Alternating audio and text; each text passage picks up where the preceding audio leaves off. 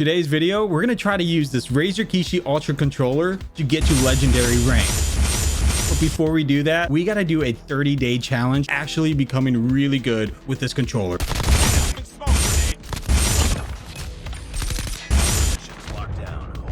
And to help me on this journey, I'll be thanking my sponsor, Razer, for sponsoring us with the Razer Kishi Ultra controller. Alright guys, here's the unboxing of the Razer Kishi Ultra controller, and it comes in a box like this. It's really clean, very well designed, comes in like white and green kind of look. This is what it looks like inside. The packaging was amazing. The controller felt really great in my hands, and you know, I have big hands, so this felt like right in there. It has the headphone jack, it has a USB-C charging port, and guess what? It has rubber cushions that you guys can actually change if you have a bigger device. And guess what? You can also change the chroma RGB lights on this thing. It's really incredible. The joystick actually feels insanely good. It's the exact ones that you find on Razer Pro console controllers. And one of my favorite features of this controller is this extra button that you have next to your triggers. It's incredible. You can actually remap it. Remapping means is that you can add any of your buttons, your jump, your crouch, anything you want, you can add it in there, and it's pretty sick. On my day one, I was just struggling. I was just playing like a normal human being would play, right? I was a complete bot. I didn't know how to use the joystick as well. I didn't know how to operate, how to get myself out of these situations. Like I know the basics of like getting myself out of that situation, but I didn't know how to reload. I don't know where that is, or how to jump, or how to spectate your weapon, or you know, just the regular stuff. I just didn't know how to do any of that. Reload, swap your weapons, to run faster. I'm a noob, and I've been playing on mobile for like 11 or 12 years, so I really never had a console to kind of play on. So this was kind of an experience that I was like, you know what, I have to do this. So I challenged myself for 30 days to actually get good and to try to master this. And I was struggling with my right thumb. As you guys can see, the right thumb is your aim, and you kind of want to make sure you master this before you go up ahead in like a couple other days. So you just want to make sure your sense are correct. My sense was not it. At first I was kind of struggling because I wasn't really like used to this, and I was like, you know what, let's do higher sense and then lower sense. And throughout this whole entire clips that you guys are seeing, there's some times where I had zoom ADS or zoom ADS off, or a couple things that I had on and off, and that's during my testing stage. I was trying to figure out what is the best way to use this control, what is the best FOV for this phone. A lot of things were coming into this play. Like I had to really figure out everything before I can actually do this ranked series to get into legendary. It was really difficult, and before I hop in, I got to make sure I know what I'm getting into. So around day 20 is when I started to actually play with the sync ADS off. And as you can see, I played a lot better. I was able to slide and aim down sights a little better on day 20. And throughout this whole time, I was playing a lot of free-for-alls. I was playing a lot of rank. I was trying to just get really good at my movements and positioning. And you can see right here, this is day 26. I'm aiming down sights at this one free-for-all game. There's a player shooting behind me, and I managed to get a quick kill, turn around, do my thing. And that was kind of how it was for free-for-all. I was actually dominating most of my free-for-all games. There were a couple games where I lost my free-for-all games, and it's because they were using the BP50. Like there's some people out there that use the #1 gun in the game in a free-for-all game. So I was kind of like, bro, really? But yeah, on day 28, as you can see, my slides were actually popping off. My aim, my shooting was perfect, right? But there's some times where I had flaws, where I wasn't just there, you know, the best at the best. So I think the day 30 actually made me just overall a little better. And I was like, you know what, that's fine. I'm gonna hop into rank this time, and let's try to get good playing rank. So this is day 30, and we're wrapping it up. And guess what? Rank gets reset the next day. And I was like, no way, come on.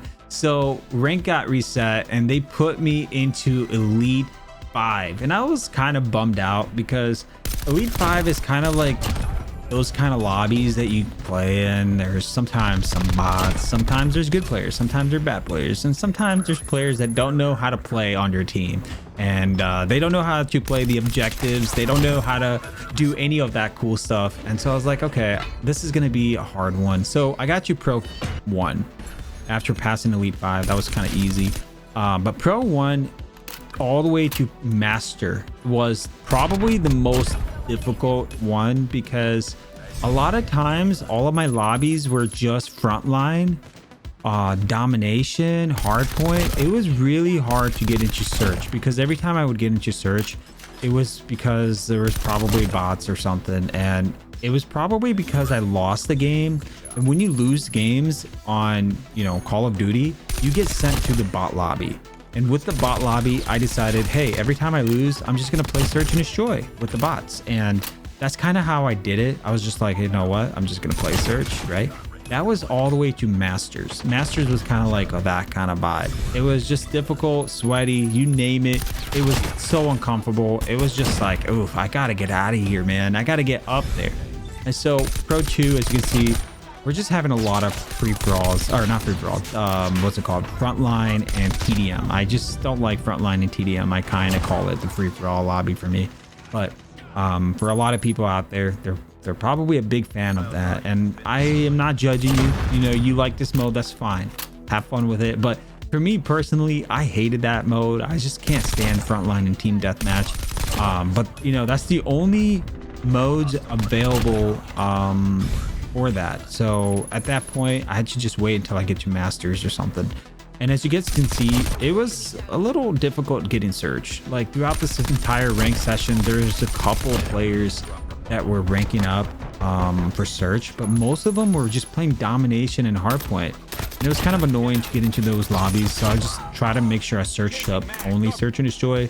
But then we lost a couple games. I kind of got bummed out, and I was like, really? Come on, team. So like I said, like it all really depends on your team when it comes to pro lobbies and master lobbies. These are like really the lobbies that you really want to win, and the more you lose, the more you get set back. And it's like, ooh, this is tough. This rank session is hard.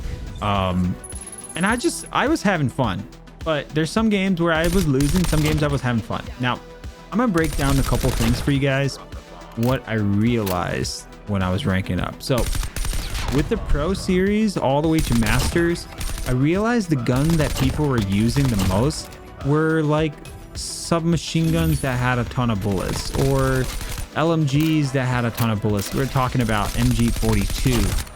We're talking about the RPD. A lot of players love that gun, and I'm not gonna lie to you, I was kind of surprised. This right here, this guy killed me with the MG42 right here. As you can see, he's been aiming down sights. He got it all locked up, you know. I couldn't beat that guy. But over time, like the more you play, the more you realize that people that play on controllers, they prefer weapons that have a ton of bullets, and that's easy to control this weapon. And so here we got your masters finally. This was probably like 2 to 3 days, honestly. It was kind of annoying. I was like, you know what, finally we got out of pro lobbies. And this is where I started to experiment with the KN44 in the master lobbies. I started to use the can, and so there's a lot of losses and wins in here. I would probably say like 70% of my games were wins, 30% of them were lost. And it was tough, man. I gotta tell you, like most of the time these players that I played against, they're all using very easy to control weapon builds. So for example, the EM2 that I just died to was kind of easy for a guy to use. The KN44 was really easy to use. I was like, yo, this is an easy gun to play around with. The HVK, for some odd reasons, just ran out of bullets really quick. I mean, we all know why. It's like the best gun in the game, and it's all about how many bullets you shoot. And this is where I pulled out the BP50. I was like, you know what? I'm going in. I'm going to pull out the best gun. And as you guys can see, this is a huge difference right here. Playing on the HVK, the weapon, it's all about the skills when it comes to HVK, because you have to tap fire a lot. You have to save your bullets and be more careful with that. But with this, it was a little different. The KN44 or the BP50, it really did make me play a lot better. And I feel like if I did stick to that kind of weapon, I would have probably played a lot better in general. But then I got it on my iPad. As you guys can see, I have it wired up now. So you need a USB-C that connects to another USB. So it was basically an Apple charger. I was like, you know what? I'm going to just plug this in and see how it goes. So I pulled out the PDW with a red dot scope. I know you guys are going to probably try to cancel me because I'm using the red dot on a PDW. Like, who does that, right? But I did that, and it really did change my game up a lot. It made it a lot more fun to play because, again, you know, you're playing against some of the sweatiest players in the game, and we're finally in Grandmaster 4, and it was a hell of a grind, dude. Like, literally, I would have to say Master Lobbies was pretty sweaty, but once we got past that, Grandmaster Lobby was another level. So Grandmaster Lobby and Legendary Lobbies are just full of legendaries, weapon users. Let's just say weapon abusers. Let's just say that, because look at that. That C4 was pretty good. I'm not gonna lie to you. I was pretty pissed off in Grandmaster Lobbies because all of these guys were using the best guns. There's sometimes people were using the BP-50s and other weapons that just doesn't make any sense. That how are you laser destroying me, laser beaming me, right, at that range? And there's a lot of times where I was just so confused, and I was like, how is it possible? These controller players are just super good. And it was stressful. Times were stressful, but what I realized is the more I played, the more points I would get, right? The more if you're really good, let's just say that if you're managing to get like 30 or 40 kills in domination, you're gonna rank up regardless if you're losing or winning. So in this point right here, you can see like people are using super powerful guns, and I was like, you know what, if someone's gonna drop me mythics, I'm gonna pick that up because I don't really have a choice. These kids are all pretty good, and it was a struggle. I probably lost maybe 5 Grandmaster games and probably won like 8 or 7. So yeah, it was kind of like a back and forth the entire time, but throughout the whole time, throughout the whole session, back and forth, I was ranking up little by little, and it was worth it 100%. I think that if you guys are going to do this, I suggest you guys get the Razer Kishi Ultra controller and then probably get a tablet or something and literally do the same setup that I did right here. Or if you're playing on a phone, definitely pick up the iPhone 15. It's super nice. Like, I literally had no disconnections, none of that stuff. It was perfect. And plus the charging port is right underneath, so it's really easy to charge. And this is where we finally hit legendary. Guys, if you're going to do this challenge, let me know in the comments down below. Tag me in one of your videos. I would love to see you guys take this Razer Kishi Ultra controller to another level. Make sure to add my account. That way we can play together with the Razer Kishi Ultra controllers. And if you guys like this video, make sure to leave a like and subscribe. And I'll see you guys in another one. Peace out.